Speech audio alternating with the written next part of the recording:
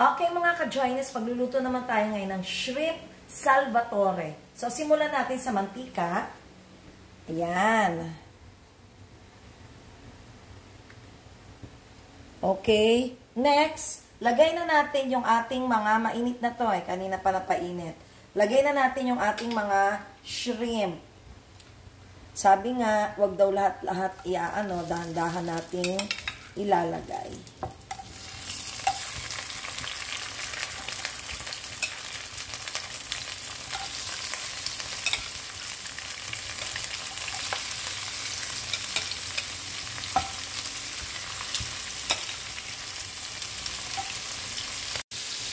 Okay, so lalagyan na rin natin ito ng asin.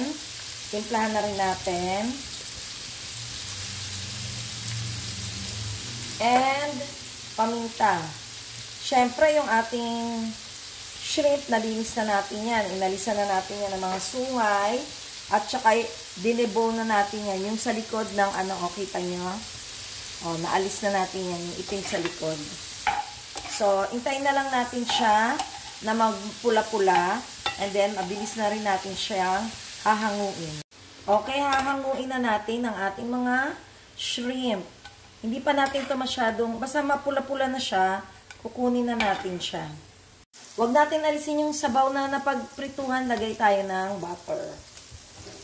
Okay, so, hintayin natin matunaw ang ating butter. Okay, tunaw na yung ating butter. Lagay na natin ang ating bawang. Marami tayong nilagay na bawang kasi masarap pag maraming bawang.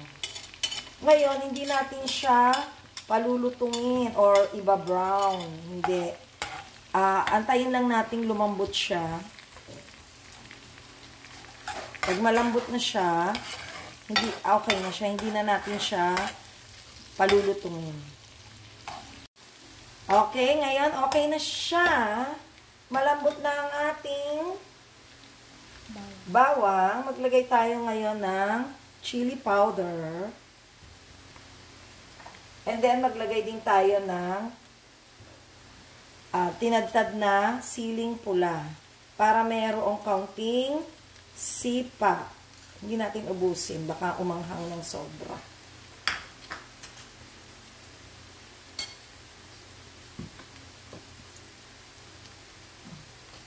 Then, maglagay na tayo ng liquid seasoning.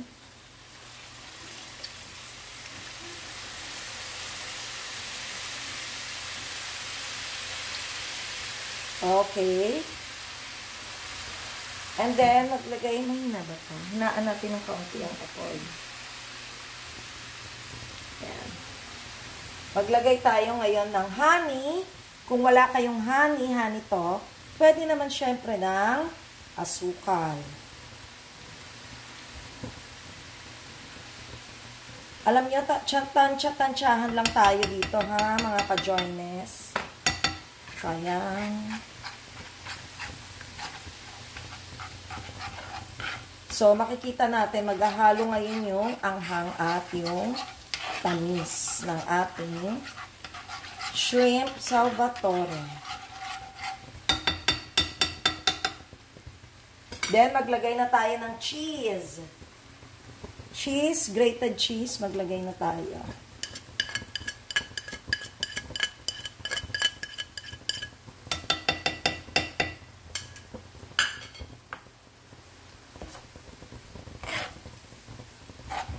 So, tignan natin yung texture, ha, ng ating sauce. Mas maganda kasi yung medyo mahalo na talaga sila sa isa't isa. Then, maglagay tayo ngayon ng mayonnaise.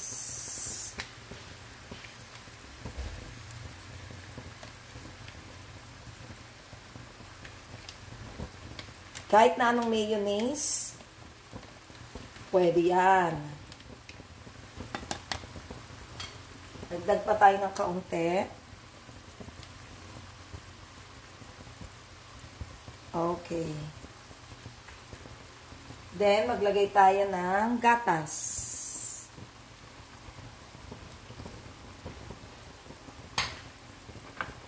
Okay, haluin na natin. So, hintayin natin na maghalo-halo sila. Mag-combine-combine ng kanilang sauce. Ay, hindi. Maglagay tayo ngayon ng pepper. Kaunting pepper. Pero may pepper na kasi yung ating shrimp. And then, kaunting, oops. So, then, ilagay na natin yung ating pinritong hipon. Lagay na rin natin yung sauce niyan. Para walang sayang.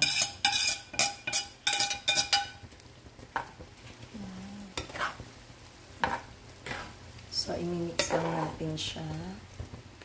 Kita nyo na. Ang sarap. Pati amoy. Sarap. Naamoy mo. Sarap. Amoy na natin. Pang-amoy ka na. Si Sally bawal ng hipon. Sa pang-amoy lang siya. Aamoy-amoyin lang. Wow! Wawi! Ang sarap sa kanin! So, here is our shrimp Salvatore. Oh, try nyo to sa house, ha? Nako, sigurado magiging espesyal ang inyong Sunday family. Paano, mga ka-joiners? Kain na! And always remember, happiness is joy. Bye-bye!